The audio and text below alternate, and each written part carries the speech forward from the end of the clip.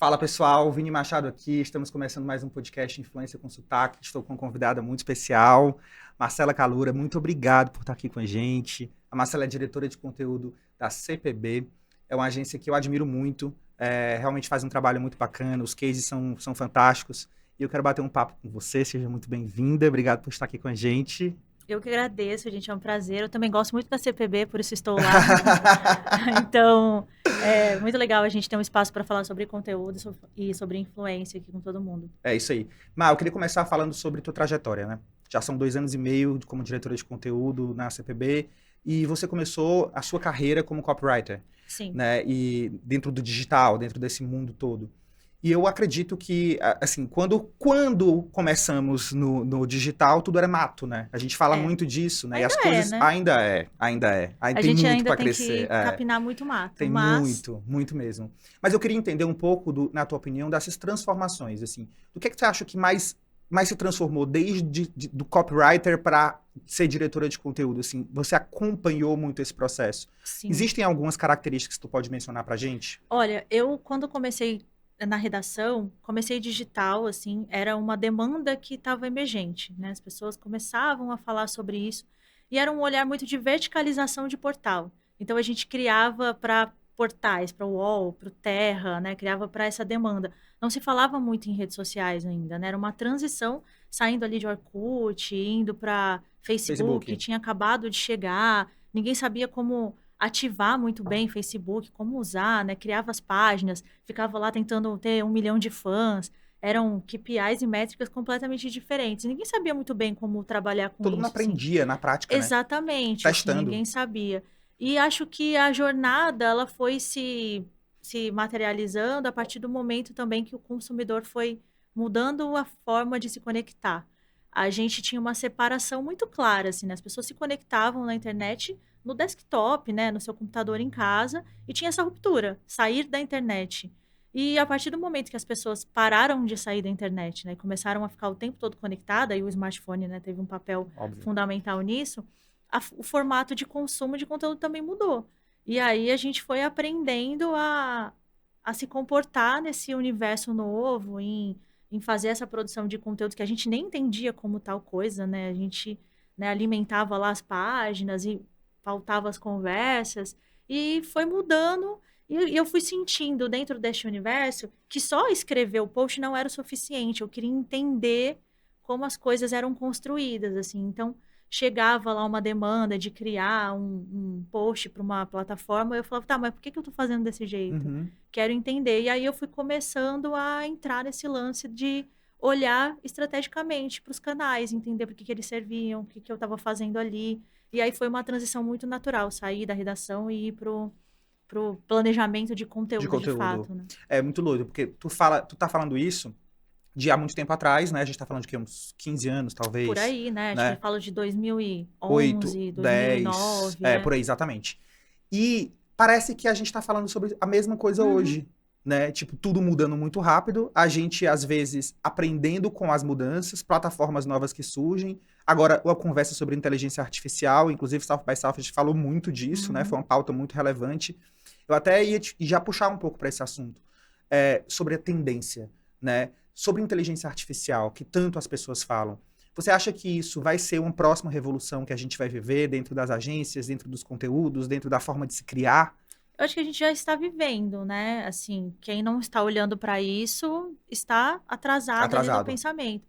Só que tem uma discussão séria sobre, né, a inteligência artificial criando e produzindo coisas. Até porque você alimenta a inteligência artificial com coisas que foram criadas por outras pessoas, né? Sim. Então, qual que é o limite do autoral, o ético dentro dessa história?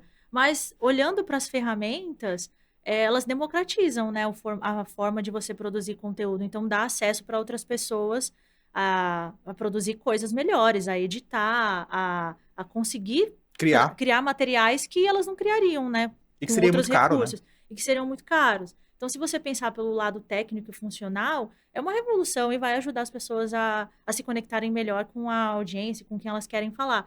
Mas quando você olha para o lado da criação, né, sempre fica essa dúvida, tá, mas de quem é a De ideia, quem né? é. Veio de quem? Quem é o Porque, dono disso? exato, né? Quem é o dono disso? Então, é sempre é uma discussão que a gente vai ter Sempre, por muito tempo. sempre, por muito tempo. Até daqui a pouco começarem a Sim, regulamentar alguma coisa que até hoje a internet não foi ainda tão bem estruturada nesse olhar, né? Eu ia te perguntar, porque eu acho que quem é uma pessoa que assume um cargo de diretora de conteúdo, ela tem que ser muito curiosa, eu acho, assim, ela tem que estar muito ligada no comportamento, porque todos os dias as pessoas mudam um pouco, todos os dias as pautas mudam também, né? E a forma que você se conecta com as pessoas também. Antigamente, as pessoas se conectavam muito na internet, com os influenciadores, através do aspiracional, aquela vontade de ter aquela vida. uhum, Hoje, as conexões e as criações de comunidades digitais, elas são muito ligadas à vulnerabilidade, a um ponto em comum de bandeira ou de cultura, de defesa.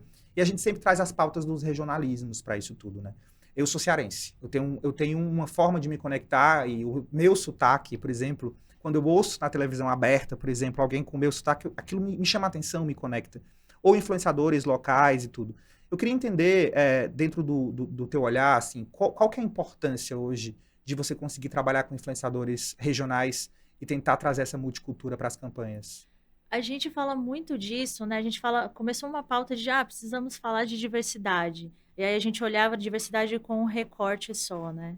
Um recorte racial, um recorte, né, de gênero.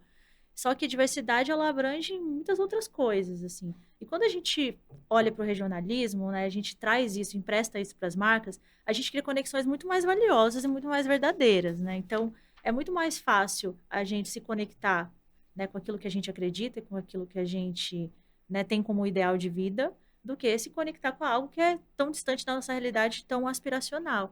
A gente sempre tenta, né, olhar para essa marca, entender com quem ela quer falar, o que ela precisa falar e trazer essas pessoas que fazem sentido. Então, principalmente no território que ela está, né, na região que ela vai atuar. Não existe hoje você criar um planejamento de influenciadores ou um planejamento de conteúdo, né, always on que seja, sem olhar para essa questão específica do regionalismo, né? As pessoas, elas estão ali, elas consomem esse tipo de conteúdo, elas se identificam com as pessoas que estão ali próximas a ela, é a construção de comunidade, a gente fala muito sobre isso, né? Que construir comunidade é onde as marcas precisam estar e olhar, que é onde você cria uma relação mais verdadeira. E o É a conexão regionalismo é real, isso, é a né? conexão real, É a né? conexão real. Acho que a palavra Então, comunidade, ela tá muito você se protagonista. identifica através disso, né? Eu sou uma pessoa, por exemplo, sou do interior. Então, quando eu vejo um criador de conteúdo, né, que remonta ali a minha origem, cara, eu acho muito legal. Eu quero me conectar, eu quero saber, eu me identifico com o que ele tá falando, né? Então, é bacana. É muito legal você falar disso, você é do interior de São Paulo, né? Uhum, E às vezes as pessoas, elas colocam tudo dentro muito de umas bolhas, assim. Por exemplo, o interior de São Paulo tem um sotaque totalmente diferente da capital, né? E são lugares muito próximos, então a gente realmente tem uma cultura muito rica. E é legal trazer um exemplo de um interior de São Paulo para a capital de São Paulo e como você se conecta com uma pessoa do interior para você ver como em poucas distâncias de quilômetro a gente consegue ter novas características de comportamento. Daí isso é muito sim. rico, né? É um país rico demais. E a gente está falando de São Paulo capital, São Paulo interior. Se a É. gente olhar São Paulo capital, se a gente olhar para Vila Olímpia, para o Itaim e Putz. olhar para outros bairros, é uma outra forma de se relacionar com o conteúdo também. Que é a E é um comunidade. grande desafio quando a gente fala de comunicação, que é pautar a comunicação baseada na nossa vivência, na nossa realidade. Então, a gente está ali dentro dos prédios espelhados e escolhendo pessoas que falam com outras pessoas que estão dentro dos prédios espelhados. Mas, né, o Brasil é muito mais que isso, assim. Se tem diferença de um bairro para o outro, de uma região para outra, imagina, né, de uma região, de um estado para o outro, né, É. de você Do olhar norte num para o todo. sul. Exato. Uma coisa que eu também acho muito interessante são as cocriações, né? Eu acho que a gente conseguir dividir a cocriação, a criação de um conteúdo com alguém onde a gente não tem domínio sobre aquilo e ele traz pra gente, ele empresta, ele vende pra gente um conteúdo nativo digital daquilo que ele acredita, é muito rico.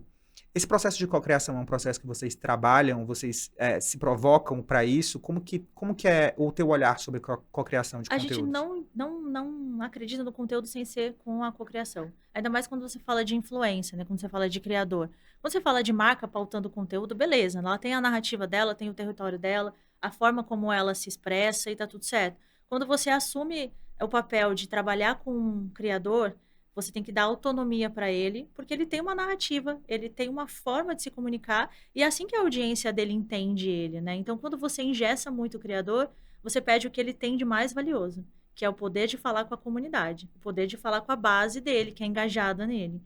E aí você está usando o recurso de forma totalmente errada, né? Então, é um grande desafio, porque as marcas ainda têm Eu ia perguntar medo. agora isso, sobre marcas. Como é que as marcas veem As isso? marcas têm medo, né? Porque você tem uma reputação, né? Você constrói marca há muito tempo, e aí você trabalha com um criador que tem uma narrativa totalmente diferente daquela que você constrói.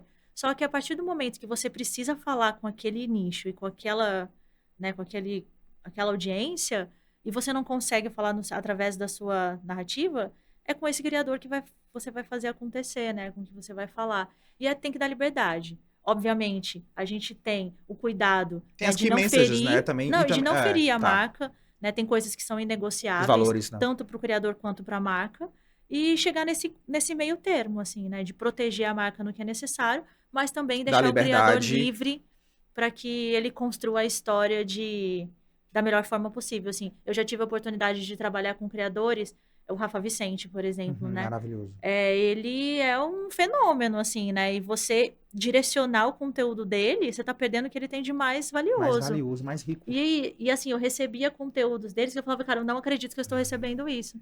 E assim, a gente faz um briefing, faz um direcionamento, e ele é excepcional, né?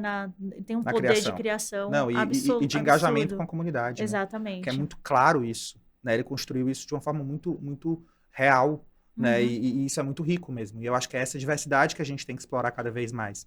Uma dúvida que eu tenho em relação à questão de assumir, na verdade, esses conteúdos, né? Nós somos milênio, por exemplo, geração milênio. Como criar um conteúdo para o Gen Z? Você precisa ter no seu time pessoas que tenham e estejam em todas essas gerações para entender de fato como construir essas relações de criação de conteúdo? Ou a boa pesquisa, o bom trabalho consegue fazer com que você consiga permear em todas essas comunidades e conseguir construir isso de uma forma real? Eu acho que é um mix de coisas, assim, né? É importante que você tenha essa diversidade de idades no seu time, mas também olhando ali para uma faixa de idade até mais velha, assim, né? A gente Exatamente. precisa criar para todo mundo. A pesquisa mune a gente de todas as informações que a gente precisa, a colaboração, a cocriação e o estudo, assim. Eu acho que a gente fala, eu não sei criar para tal coisa. Cara, você acorda e a primeira coisa que você faz é pegar seu celular e entrar no TikTok. Então você não pode me falar que você não sabe criar para TikTok, porque você consome TikTok o tempo todo. Você consome, né, o Twitter, né? Porque eu sempre vou chamar de Eu Twitter, tá? também, é o X. Eu sou contra. É, eu Mas sempre vou chamar também. de Twitter. Então você consome o tempo inteiro isso. É, Como você não consegue transformar esse consumo que você tem de conteúdo, você que é um criativo, você que é um estrategista, virar isso para uma ideia, virar isso para um projeto? Então, se você é uma pessoa que observa, né, que estuda e que pesquisa, você está apto a criar para qualquer pessoa, né? Para qualquer nicho, assim. verdade, verdade, faz muito Mas sentido. a gente não pode deixar de ouvir as comunidades, ouvir, né, quem representa esse nicho. Mas, Então, e nesse tempo, assim, se eu pudesse te pedir um case, se pudesse falar, cara, eu fiz um negócio que eu achei bacana compartilhar. cara, eu fiz muitas coisas, assim, de conteúdo, que foram muito legais na minha trajetória, assim. Na CPP fiz muita coisa legal. Acho que eu fiz um case quando a gente nem falava de influência, lá em 2010, assim, que eu fiz um trabalho com blogueiras, né? Tipo, Cara, cara, eu lembro blog, demais. assim. Eu tinha uma revista na época. Então, E eu cara, o fazia que que você muita fazia? coisa como Tipo, você blogueira. não sabia nem como contratar as blogueiras, tinham pouquíssimas agências e tal. E a gente fez um trabalho para uma varejista, né, de moda, e que a gente fez uma campanha de Dia dos Pais e os pais faziam o look do dia dessas blogueiras e elas Legal. postavam lá no blog e tal. Então, assim, antecede a trend, né? Porque a gente tá falando de look do dia lá em 2010. Hoje a gente fala de Arrume-se Comigo, né? Então, Uhum. Get ready with me, né? só muda o formato, mas o comportamento tá ali desde sempre. No meio da pandemia, fiz uma ação muito legal também para uma marca relacionada a esporte, que foi remunerar professores de educação física que estavam personal, né, que estavam sem trabalhar, que estavam parados na pandemia. E aí a gente remunerava eles como criadores de Poxa, que conteúdo legal. e eles faziam aulas que a gente postava no perfil da marca, assim. Então, foram, sei lá, 40 aulas, Que legal. cada uma feita por um professor diferente, tudo gravado em casa, né? Isolamento, lockdown, todo mundo, né? Aquela loucura, sem saber muito o que ia acontecer. As pessoas, né, trancadas em casa, puta, vamos praticar um exercício, vamos levar um pouco de remuneração para essas pessoas que não estão trabalhando, o meu core é esse.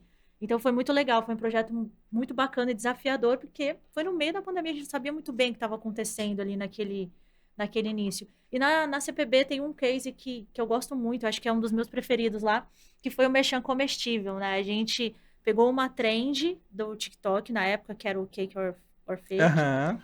e levou para o merchan da Ana Maria Braga, assim. Então a gente juntou os melhores dos Hum, mundos, eu vi, viralizou. que era a Foi Ana Maria muito legal Braga, que é aquilo, a persona gente. que mais viraliza no Twitter, né? Assim, qualquer coisa que ela faz ali já explode. E a gente pegou uma tendência que estava Aquilo foi rolando dentro do muito conteúdo. legal. E, cara, a imagem dela mordendo a mesa ali, que era um bolo, né? E aí o louro gritando.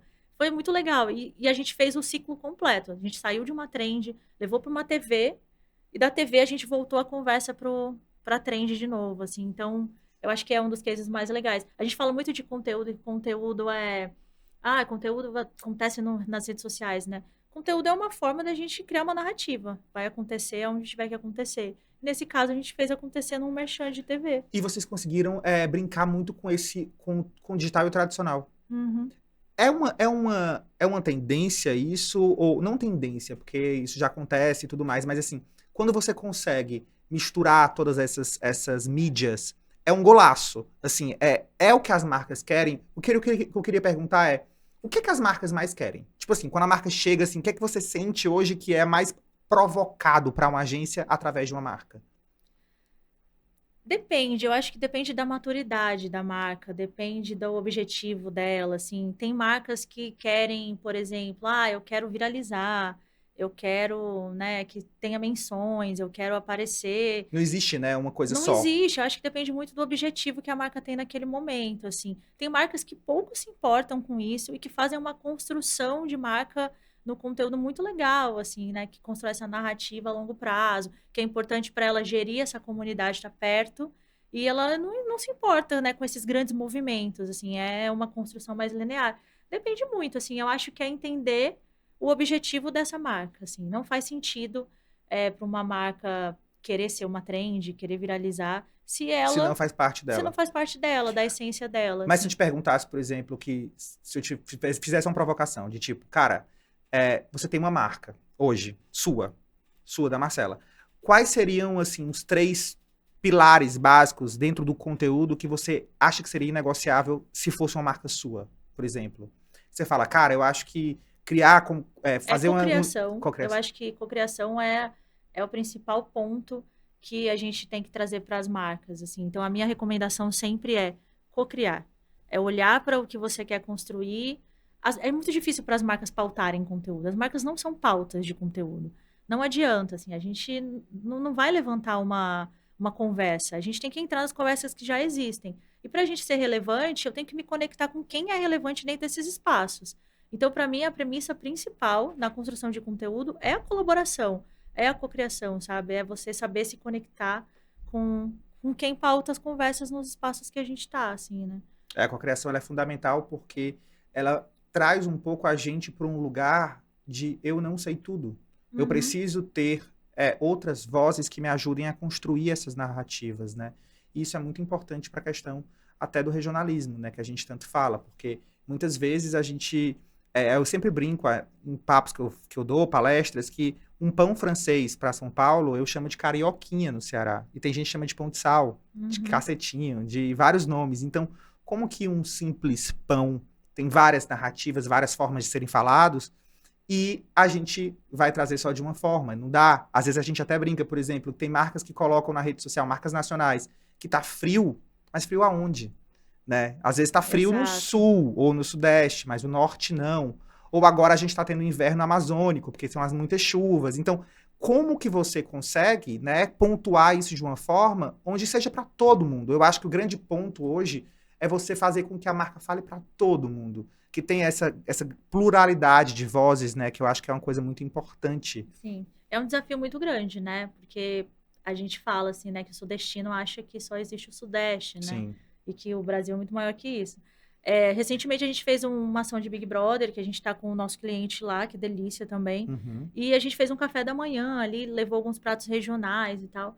E o simples fato da gente ter levado um prato, que era uma tapioca com tucumã, isso teve uma reverberação gigantesca dentro do próprio Twitter, assim. Porque tem uma participante lá que é do Sim, Amazonas, a Alane, eu acho. não, Não, a não, não, a Isabelle. Isabelle. E ela ficou, assim, alucinada com o fato de ter um prato ali da região dela, assim, uma identificação imediata. E é isso que a gente estava falando, assim, né? Assim, é um prato, é uma comida que remeteu ela e em rede nacional, que deu visibilidade para uma região que poucas pessoas não estão olhando para isso, assim, né? Quando você olha cardápios e receitas e marcas que estão produzindo receitas dentro das redes sociais, elas não estão falando sobre isso, elas não estão falando sobre a tapioca com tucumã, né? Elas estão falando sobre comidas que a gente está acostumado a ver no dia a dia, assim. E isso dá uma visibilidade gigantesca, cria uma conexão emocional com Conexão a marca, emocional. um reconhecimento, né? De um respeito, uma sensação de pertencimento. Cara, eu vou valorizar essa marca que está dando pauta e está dando voz, né, para uma receita que é da minha cidade, que é regional, que é do meu estado, e que dá um orgulho para mim, E é sabe? engraçado porque faz tudo isso, é uma coisa tão simples, né? E às Exatamente, vezes às vezes a inovação tá no simples, tá no do nosso dia a dia, né? Tá ali naquilo que é próximo. Como copywriter que você começou, hoje um dos maiores desafios é você reter a audiência, né? Você conseguir fazer com que as pessoas vejam o vídeo até o fim, ou que o vídeo seja mais curto para que as pessoas acompanhem, ou falar uma palavra-chave no começo para que as pessoas segurem aquele papo até o fim. Qual que é a maior dificuldade, na tua opinião, para um conteúdo ser realmente assistido, né? Que ele tenha realmente uma relevância no sentido de conteúdo, digamos assim. O conteúdo tem que ser relevante. Assim, as pessoas, elas precisam querer assistir aquele conteúdo. E a gente só vai entender isso observando o comportamento delas, assim, né? O que elas estão consumindo, o que elas estão trazendo. Ah, tem um monte de truque, né? Ah, eu vou botar um call to action no começo, eu vou falar rapidinho aqui nos primeiros 5 segundos qual é a minha temática principal. Só que se o conteúdo for ruim, não Nada vai adianta adiantar. nada, nada vai adiantar, assim. E essa grande questão, assim, né? As pessoas não assistem mais vídeos longos. As pessoas assistem vídeos longos, né? O YouTube tá aí pra O isso. YouTube tá aí para isso. E cada vez mais, né? Houve uma grande discussão. Cara, o vídeo longo vai acabar, os criadores estão saindo do YouTube e indo pro TikTok. O Shorts veio aí para tentar segurar a galera lá dentro. As pessoas ainda consomem vídeo longo, assim. A média de consumo dentro do YouTube é 30 minutos. A galera fica lá vendo vídeo, né? Então, eu acho que é você olhar para aquilo que você quer falar, né? E Sim. como você vai construir isso. E para as marcas é muito mais difícil, né? Assim, uma marca reter uma audiência e conseguir ter um conteúdo relevante. Para os criadores, não, porque eles têm um nicho deles, Cara, eles têm a em linguagem. todo podcast eu trago a mesma coisa. Marcas que não se tornarem creators vão perder para creators que vão virar marcas. Mas e tem uma questão também, assim, né? Essa obrigatoriedade das marcas serem O que creators, você né? acha As disso? marcas são marcas. As marcas oferecem um produto, elas prestam um Mas serviço. dentro da rede social, Mas elas podem se associar a esses creators, né? Elas boa. podem trazer esses creators para dentro da sua estratégia, para dentro do seu pensamento, construir junto com elas. Não dá para achar que uma marca vai pautar e vai ser uma grande criadora de conteúdo, porque ela é uma marca no final, né? Ela tem Uhum. ali um serviço a ser prestado. E os creators estão aí para ajudar isso. Assim, Pra, eu acho é, que é essa conexão que é Para valiosa. juntar, né? Porque, É. na verdade, eles emprestam também a humanização, a criação de Uhum. conteúdo. E eu queria te perguntar, assim, na verdade, qual seria um conselho que você tem para uma pessoa que está começando e que sonha em trabalhar onde você está? Você está realmente na cadeira de diretora de conteúdo de uma grande agência. Olha, é difícil, né? Porque Uhum. eu nunca almejei, assim, essa, essa jornada, assim. Acho que as coisas foram acontecendo.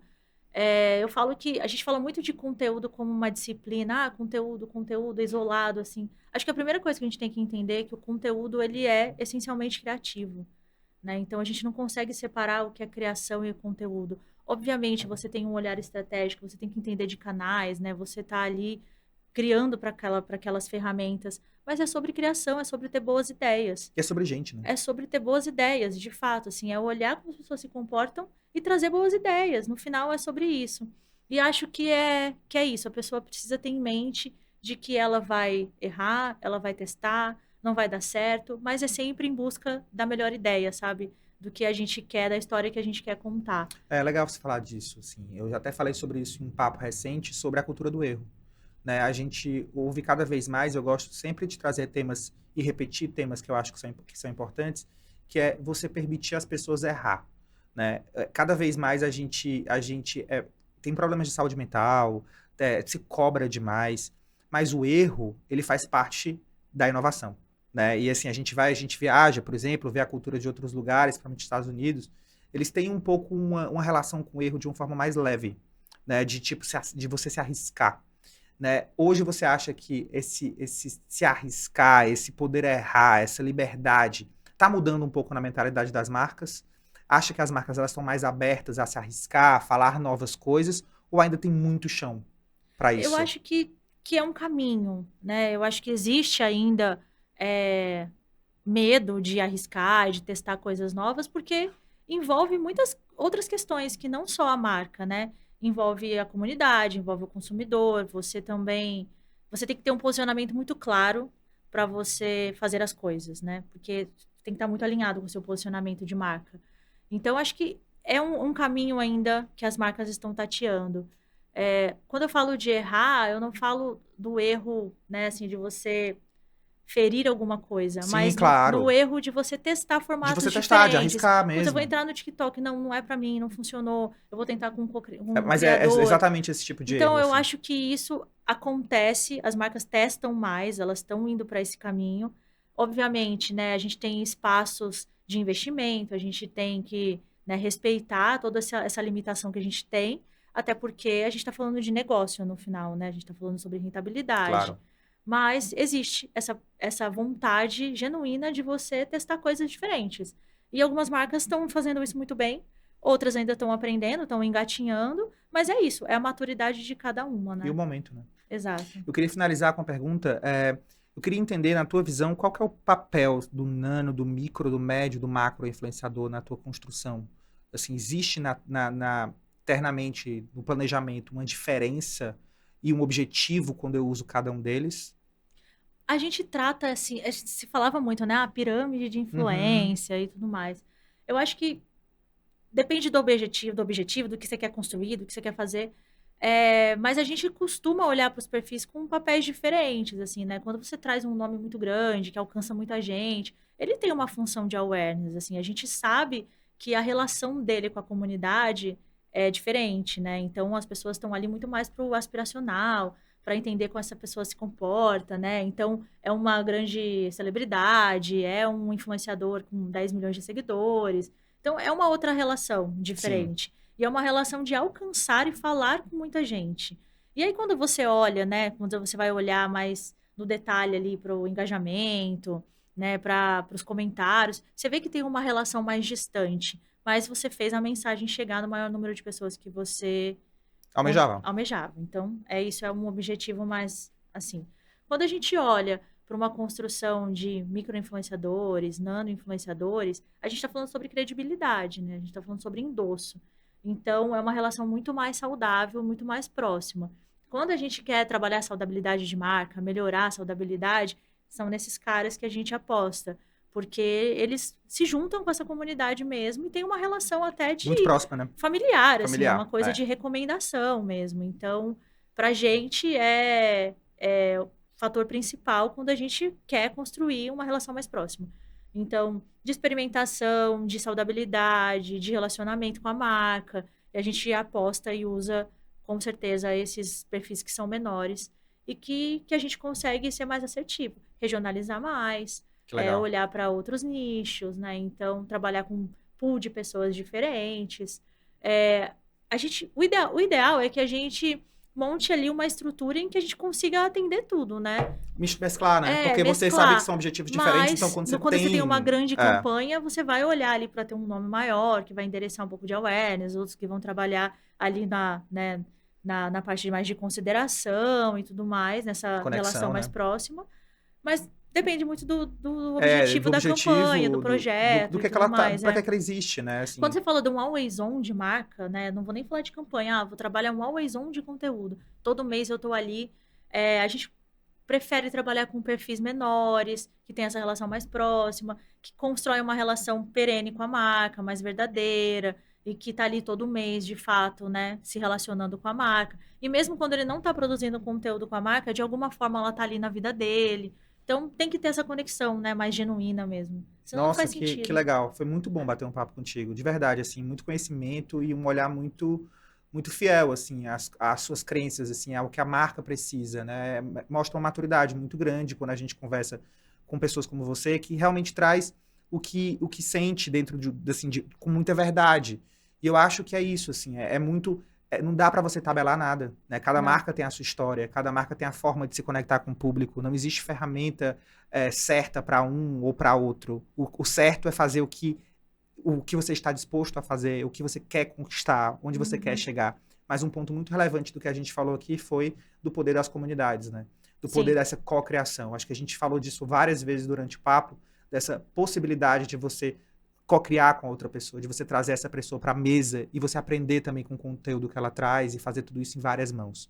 Muito obrigado. Eu Eu que amei. agradeço. Eu amei. Você gostou? Gostei, foi Que bom, ótimo. que bom. Foi ótimo. E foi muito assim, foi muito um aprendizado muito rico também para as pessoas que estão começando. Eu acho muito legal e gosto muito de falar isso aqui, de você ouvir pessoas que estão há muito tempo na área, que já assumem papéis como você. E a gente queria muito trazer um head de conteúdo aqui, justamente para trazer esse olhar da criação. Esse olhar de você colocar e as pessoas verem tudo que acontece por trás daquele post que vai pro ar. Né? É muito É muita pensamento, é coisa. muita coisa, são É. muitos estudos, é um mapeamento enorme para aquele post sair. Muito obrigado. Eu que Foi um agradeço, prazer foi imenso ter você ótimo. aqui. Agradeço demais o espaço. Acho que sempre que a gente tiver a oportunidade de falar sobre conteúdo é valioso, porque é um caminho que a gente vem construindo para as marcas e que cada vez mais toma espaço dentro das estratégias, né? Hoje não tem nenhuma campanha que sai se não tiver uma estratégia de conteúdo envolvida. Então, É foi muito verdade. legal. Agradeço demais. É isso aí. E se precisarem, estou sempre disponível. Mas com toda certeza. E você que ficou até agora aprendendo muito com a gente, acompanhe o podcast. A gente vai ter mais episódios. Tá muito bacana. Marcela, obrigado mais uma vez e até Eu a que próxima. agradeço.